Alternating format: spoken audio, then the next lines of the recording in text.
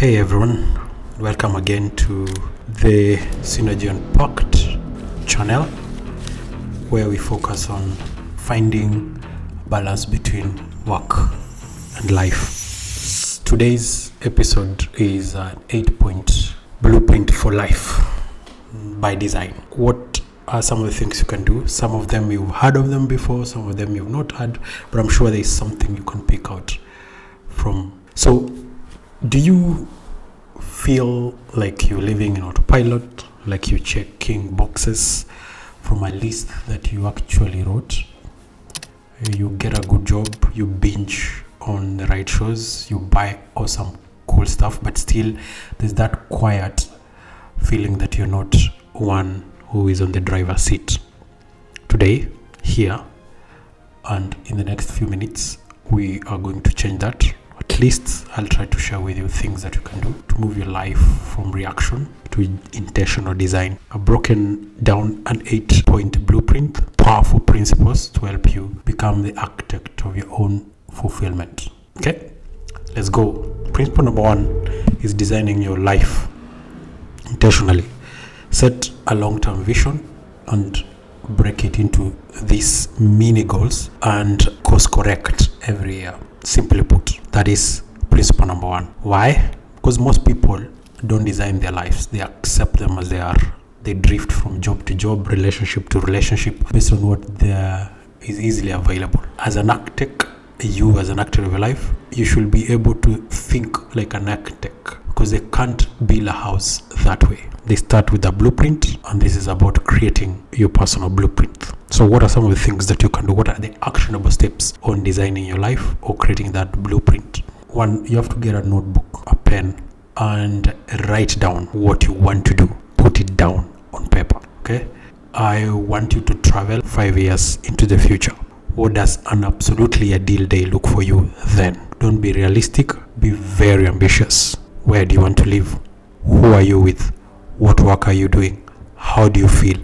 Write it down in the present tense, like in a diary entry. This isn't a goal, it's a destination, it's a map. So first thing you're going to do, a 5-year vision. Number 2, create a yearly themes, like the foundation. Now let's zoom in. After you've written all that, based on that vision, what is the theme for the year? This year will be, like, you can say this is the year of health, could be the year for freedom, for financial freedom, could be the year for creative risk. A theme that will give this year a purpose. Focus on that. Then once you've come to that, do what you call quarterly rocks, like the mini goals. Break that theme down. And if it's the year of the health, for example, say by quarter 1, I should be able to run 5 kilometers. Quarter 2, I should be able to do 10 kilometers plus eat 5 healthy meals. Tangible mini goals that you can actually achieve, that are possible to achieve. Then course correct, annual review. At the end of each year, schedule a meeting with yourself. Look at your 5-year vision. Are you still on course? Does the vision need updating? Because life changes, things happen. Your blueprint shouldn't be a prison, but it should be a living document that you can change and craft it the way you want. Principle number 2, choose fulfillment over dopamine. Spend time and money on experiences and projects that compound joy, not these fleeting highs. Because our brains are wired to love dopamine, the quick, easy reward, the easiest thing to come by. That is what our brain is wired to do. However, fulfillment is different. It's deep. It has a lasting satisfaction that comes from effort and meaning. It's like the difference between you taking a quick snack versus cooking a meal from zero to the end where you put it on the table. So what are some of the action steps you can do at this point? 1 is conduct a fulfillment audit. For 1 week, track your activities. At the end of each day, highlight the things that give you a quick dopamine hit. Circle those and give them and understand them. Then look for things that give you a sense of fulfillment. Could be you had a deep conversation with someone today. Could be there is a skill you were able to do, or you were able to complete a specific workout schedule that you've always worked for. Focus on that. Now, the next thing you're going to do is to define your compound joy projects, what are the things that pay dividends of happiness? Learning something, planting something, building a side project, mentoring someone. These things often are harder to get the benefits at the moment, but they create the foundation where joy will grow. Dedicate protected time in your calendar every single day to do these things, just like the way you plan for a doctor's appointment. Do that. Then have an experience budget. When you think about spending money, ask, will this buy me a fleeting high or a lasting memory? Let me give an example. A $50, pound, euro ticket to a concert with a friend will create a long-lasting memory than a 50 piece of clothing you will forget in a month. That video will take during the concert, the selfies, the interaction, love with people. You look at them 5 years, 10 years, 20 years down the line, and the feeling will be amazing. Principle number 2, choose the fulfillment over dopamine. Principle number 3, keep relationships alive. Friends and families grow busier. Please schedule time, show up fully, and do whatever you have to do. Forgive often. Now, in adulthood, you're going to realize that friendship don't die in dramatic fights. Some do, but not most of them. Most of them just fade away simply through neglect. You will walk across someone in the streets, in the office, someone you've seen for a long time on a shopping mall, say, oh, we should catch up sometime. The moment you hear that statement, I always knew that is not likely going to happen. So life's entropy will pull you apart unless you actively apply the energy to hold it together. So be the initiator. Okay, don't wait for others to reach out. Be the one who sends the texts, who makes the calls, who schedules the dinner. Okay, show up. When you are with people you love, give them the gift of full attention. Put your phone away if possible. Don't think about work. Listen to understand and not just to reply, because presence is one of the rarest and most valuable resources you can give. And if there's anyone who has wronged you, forgive them. People will let you down. There's a fact they'll forget birthday or say something seriously wrong. Holding on to those small resentments is like you carrying a bag of rocks that will weigh you down. Forgive quickly and assume good intentions. It frees up a lot of emotional energy that you will need for connection. Principle number 3, it's keeping relationship alive. Next is principle number 4, travel broadly if you can, because new places fuel perspective and partnerships. You really wish you traveled less. That I guarantee you. The best antidote for a narrow perspective in life is traveling. It forces you to see what you call your normal is just one version of a normal for billions and billions of other normals. It shakes out all the routine and reminds you how big and diverse the world truly is. You never come back the same person you are when you left. Okay? Differentiate. This is what you're going to do. Differentiate travel and vocation. Because a vocation is about escaping your life to relax, often in a resort in a short period of time, go back to that life. Traveling is about engaging with a new one. Both of them are valuable, but prioritize travel because it challenges you. Eat that local food. Try to speak their own words. Okay. Another thing you can do under principle number 4 is travel with a partner and get lost together. Negotiate the taxi fare together, get confused together. It will create awesome memories. Okay, then the next thing you're going to ask me is, hey, what if I cannot afford right now? Think broadly. You can explore something away from your neighborhood in your own city or in your own county. The goal is new stimuli, not new stimuli and a fresh perspective, not just spending a time, but just leave your locality. Okay. Principle number 4, travel widely. Principle number 5, prioritize with intention. When you work. When you are loved, when you are with your loved ones, okay, be fully present and guide your boundaries. Now, the modern disease is partially being present everywhere and whoever we interact with. You're at your desk thinking about your family, and your family thinking about emails and that project that is outstanding. The results is you do poor work, or you become a poor companion, or poor dad, a poor mom, a poor son, poor uncle.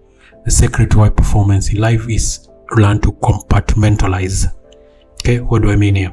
The first thing you can do is embrace the idea of deep work. Focus on an hour, 2 hours, 3 hours of deep work, eliminating all distractions. Okay, close all the necessary tabs. Your phone should be away. Focus on 30 minutes, then go take a look. Once you've done that deep work, then you can have a transition ritual where maybe after that time you take a walk, take a glass of water, you make a call, you walk for 10 minutes. There's so much you can do. And in this principle number 5, guard all your nose. Ensure that if you're supposed to work up to 7, let your family know it's up to 7, and your work now up to this time, then focus on doing everything within that slot. Okay? Principle number 5, prioritize with intention. Principle number 6, mind hygiene matters. All distractions that skew your priorities, get rid of them.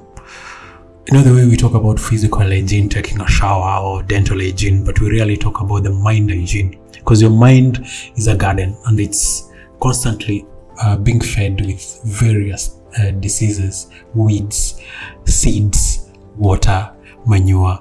Think of how that mind needs to be taken care of. Okay, some of the things you can do, you can curate the information. If you go through social media right now, look at those people who really vex you, ruin your mind, and follow them. Okay, if they make you anxious, envious, inadequate, mute everything from them. Mute political banter. Okay, look for inspiration and education, things that can help you get better. Now, remove all the superstimuli from your life, whether it's scrolling through, if that is your superstimuli, watching wild videos. Get rid of those. Okay, and then schedule boredom. Find a time when you absolutely do nothing. Okay, because when you're bored, do nothing, that's when creativity comes in. It's also at this point where there's self-reflection. Schedule 15 minutes, 20 minutes a day, 30 minutes. Just sit there or go for a walk without your headphones or your phone, looking at your phone. Let your mind wander. Okay, this is like a shower to your brain. Okay, principle number 6, mind hygiene matters. Principle, and that is principle number 7, is hobbies equal to identity. Cultivate interests that connect you with like-minded people. Why? Because if you answer who are you in anything you asked today and you immediately go to the job title, your identity is incredibly fragile. What happens if you get laid or you retire? This is where hobbies come in, because hobbies are pillars that hold you up and give you a sense of yourself outside your career. What do I mean? Understand active and passive hobbies. Watching a movie is not a hobby, it's consumption. Okay, writing, it's an active hobby that helps you build something. Think about things that you can do. Could be a new sport. You can join a pottery class, a drawing class, write, learn something new. Okay, that feeling when you're absorbed and you lose track, that is an hobby. Okay, so have an opportunity. And a good way to know a hobby is that it gives you an opportunity to connect with in a third realm, a third place, like a community around those people who do the same thing. So if, for example, you join a walking, a backpacking club, a book club, you will find people around that. So as much as you're enjoying, you're doing this as a hobby, there are people who you're interacting with. Okay, so go out there. And if today you tell me, hey, I do not know what my hobby is, what can I do? What I can advise is that dedicate 1 month to a hobby, to sampling a lot of hobbies. Try everything. And if you don't like it, and the first thing, do away with it. Move on to the next one. I assure you, you'll find it. Keep looking. Okay? Principle number 7, hobbies are equal to your identity. The last principle of how you can design your life is reflect. Okay? Think of yourself. Reflect on yourself. Here is that reflection on who you are, what is what genuinely brings happiness. Okay, once you find what is that and pursue it, don't struggle so much. Okay, think of yourself. The final principle here ties everything together, because society sometimes gives you a default path, a checklist: finish school, get married, get a job, work, take children to school, this and this, travel for holidays, you must do this and this, and then get married, retire, then join a church or community event, and then start playing golf, and then just die. Okay, actionable steps here: write something every day in your journal without fail. Okay, read that journal 10 years later, you will love it. Separate your desires from their desires. Learn to think of yourself, because you've reflected on who you are. Don't live a life of others. And a good example could be, if today you want to get a house or a car, ask yourself, am I getting this so that other people see me in a specific way, or is because I like this strong car? And be genuine. You're not going to answer me or someone else or a neighbor or a friend who's asking, why did you get this car? Think, what are your intrinsic reason for doing it? And you're not seeking external validation because, oh, my former classmates, my neighbors are buying, so I need to get a bigger car. You need to get a bigger house than them.